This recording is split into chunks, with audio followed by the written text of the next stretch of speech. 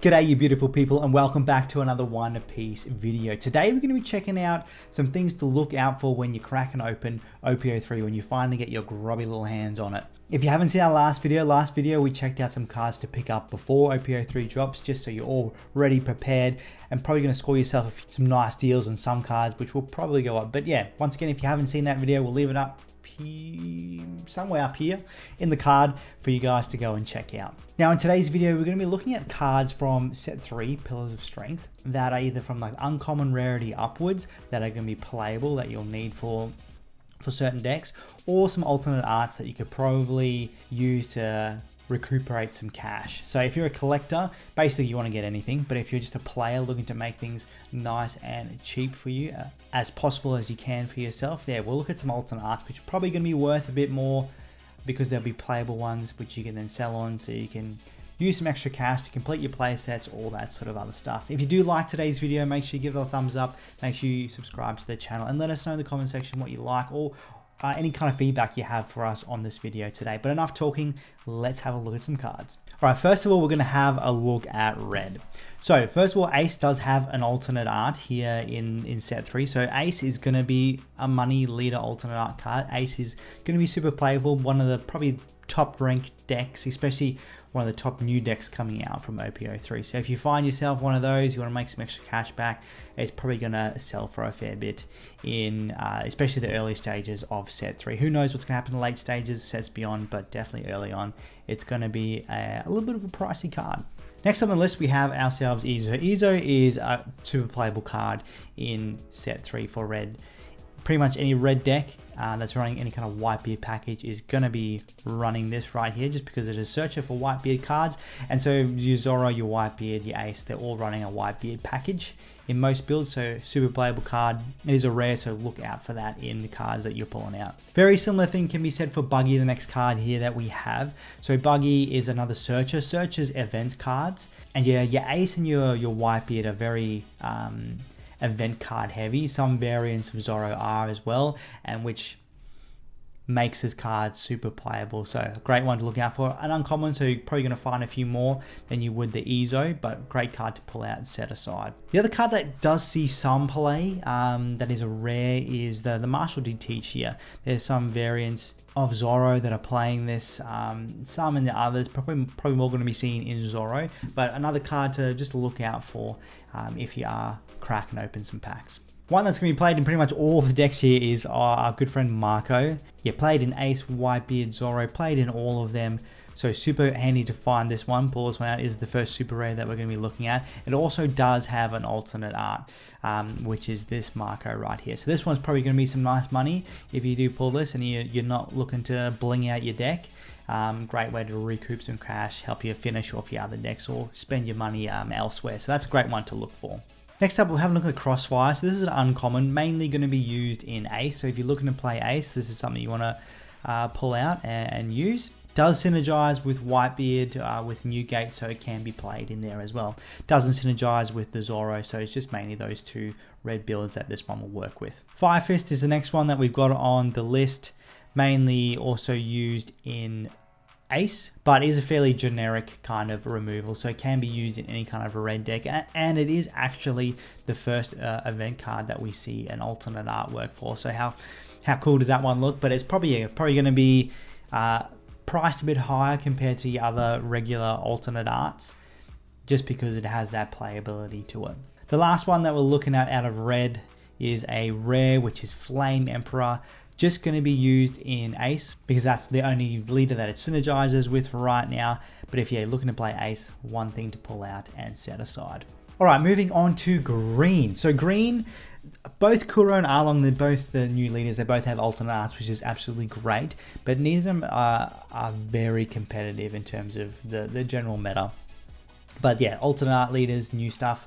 Going to be priced a little bit higher if we're looking at trends from the other sets, so great things to look out for, alternate art leaders. And a lot of the stuff that we've got here on this list is mainly going to synergize with both of these leaders. The only thing that can be splashable in kind of anything green is the Krieg. So fairly generic card. It is a super rare, but also comes in an alternate art. So this alternate art, if the picture comes, there it is, the alternate art is probably going to be more expensive compared to other green alternate arts or cards to look for, just because it can be played in anything green essentially, because it is a fairly generic effect, which helps with a lot of removal. First card that we want to look at is a rare Nami. So Nami is a searcher for East Blue characters. So both Arlong and Kuro can run East Blue packages, so Nami can be used. Nami's not always used. There's a bunch of builds that don't use Nami, but good card to set aside nonetheless if you want to play either of these two decks. Kurobi is the next one that we're looking at here.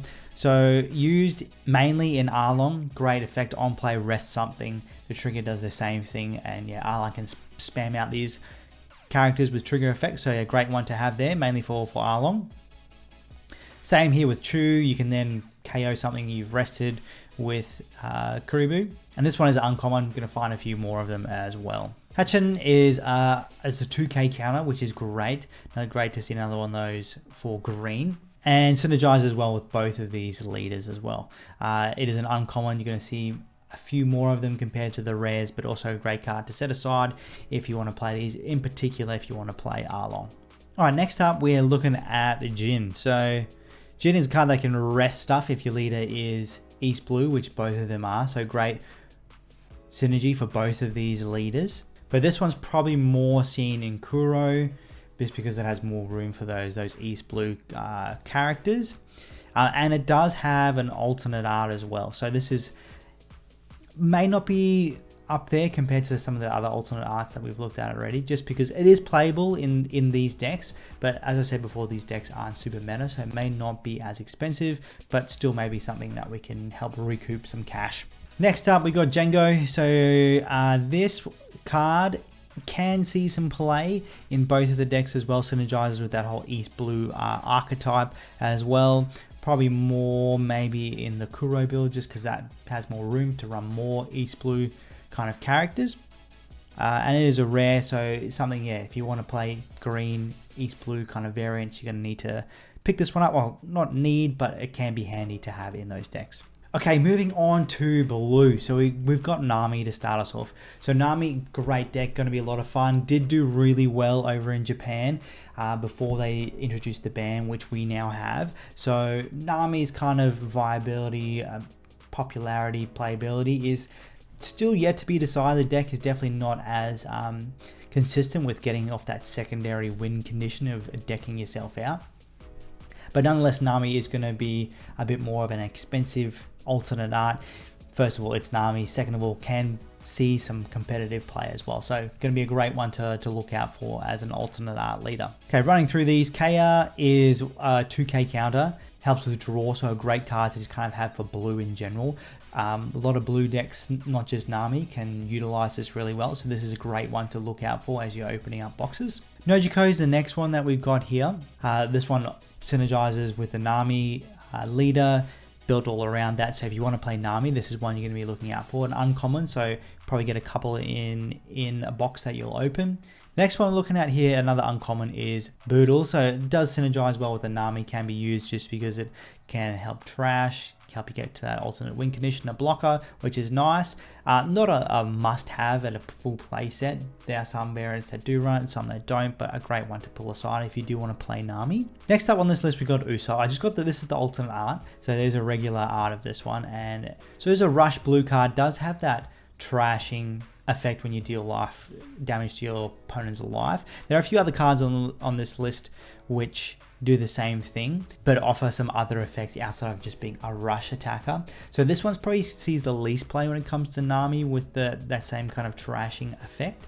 So this one, yeah, may not be as expensive as some, probably might be a little bit more expensive than other alternate arts, but look out for this one as well. Next up is Bellamy. This is one of those ones that helps you trash 7 cards when you deal some damage, but the other effect is on KO, you can trash another 3. So this one does see more play than Usopp just because it helps meet more of that Nami's secondary win condition. So a great one to look out for. One very similar, which is a rare, which is Zeph. So that same effect, if we deal some damage, we can trash 7 cards. The other effect is an on play, which you can return stuff and trash stuff, which works really well with Nami. So this is a great one. And there is an alternate art version of this card as well. So this one is probably going to be some decent-ish money, just because Nami can be, as I said before, can be a competitive deck.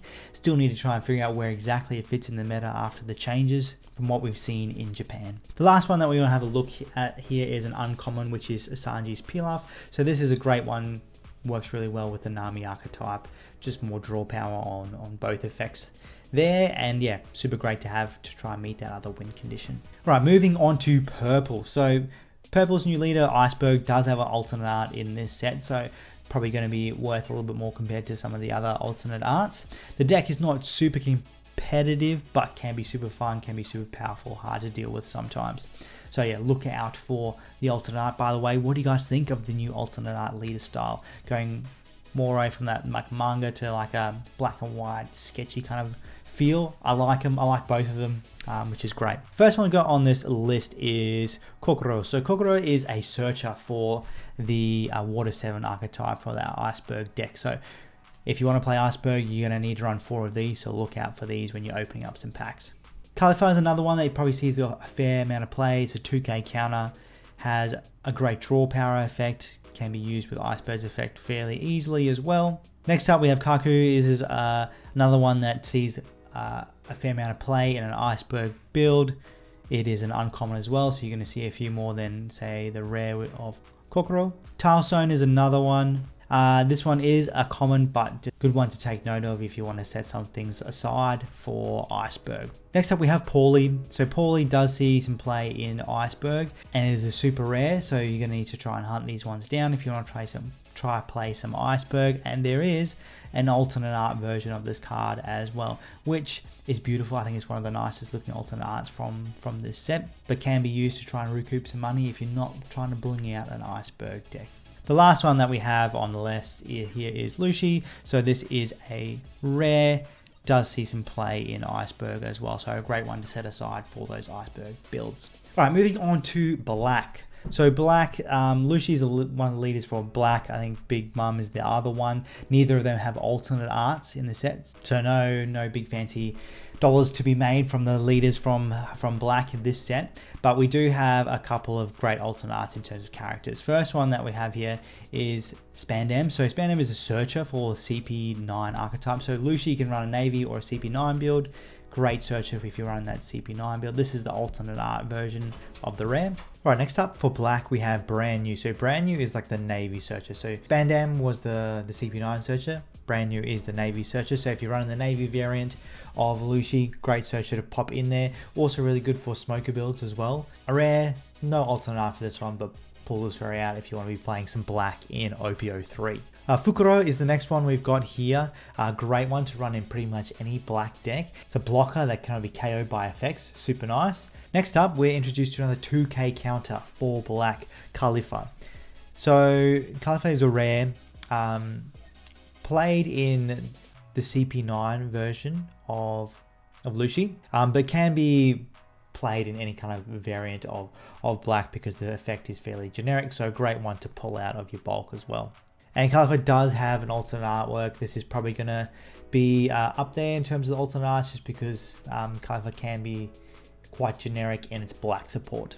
Just a quick mention of Kumadori, common card, but sees a lot of play in the CP9 variants of black, so keep that in mind. Next up we have Kaku. So Kaku is a CP9 based character, so great for that for Lucy, CP9 version of that deck there. It is a super rare, so it's going to be hard to find, but there is also this sick looking artwork of Kaku as well. So probably not going to be super expensive because it is very specific to Lucy's. Now, if Lucy does well, price may bump up a bit there, and Lucy does have that potential to be a fairly competitive deck. Next up, another CP9 base card. We've got Bluno. Has a blocker, has a KO effect, so definitely does see a lot of play in CP9 versions of Lucy. All right, next up we have Iso. So Iso is great for any black decks. Kind of replaces the secret rare Kuzan in a lot of black builds. It is a super rare, so it is going to be harder to find, and it does have a pretty sick alternate art. So this is probably going to be one of the more expensive character alternate arts that we can get in set 3, so keep an eye out for this. If you pull it, you're cheering. The last card to kind of take note of is Air Door. So an uncommon works really well with the CP9 Lucy stuff. So if you want to play Lucy CP9 variant, this is one to pick up. All right, going on to yellow, the brand new color which is introduced to us in OP03. And now as you can see here, we do have a fair few cards to go. So the first up, we've got Katakuri, this is the alternate art of the leader. So Katakuri has a lot of potential to be fairly competitive as well. So this is probably going to be a money card in terms of some of the alternate art leaders, which will be nice. Next on their list, we have Struzen. So Struzen is a rare 2k counter, great for yellow to have.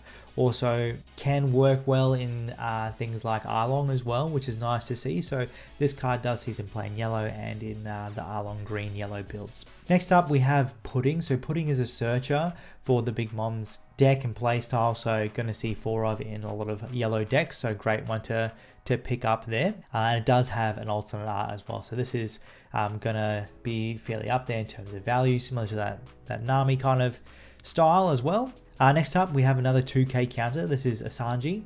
Does synergize fairly well with some of Yellow's play style. Is seeing 4 ofs in a lot of yellow decks. So if you see this, you want to play yellow, grab this one out of the cards that you get. Next up, we have Perospero. So Perospero is a great yellow card, seen in pretty much all yellow builds as well, and is a super rare, so keep that in mind, and does have a pretty nice looking alternate art as well. So both these are probably going to be up there in terms of their value from OP03. Cracker is another one that's going to see a lot of play in yellow builds, just because of that double attack pressure that it has, and it does also have an alternate art. The normal art looks pretty cool, alternate art also looks pretty cool as well. So both these are probably going to be some value, especially with them being super rare rarity. Speaking of secrets, getting ahead of myself on the card before, this is the character Katakuri. So this is played in Katakuri, no surprise there, and is played in a few other variants of yellow as well. Really great card to have. Is a secret rare, so it's automatically going to be a bit harder to pull, a bit more expensive, and then does come in a pretty cool alternate art as well. So this is probably going to be a fair amount of money if you pull this one. So rounding up the yellow cards, we've got Charlotte Lin. This is the super rare from the set, 10 drop, some cool crazy effects going on there. Definitely sees play in all variants of yellow, and does also have a very creepy alternate art. So that's probably also going to be up there in terms of value for your box. Alright guys, that does it for today's video. We checked out a few cards that we think you should look out for when you are cracking into OP03. We're not too far away, which is really exciting. If you did like the video, let us know what you liked about it. If you want to do something different, if you think of things that we can improve on, let us know in the comments section as well. But thank you so much for checking out today's video. Stay beautiful, and we'll see you all in the next one.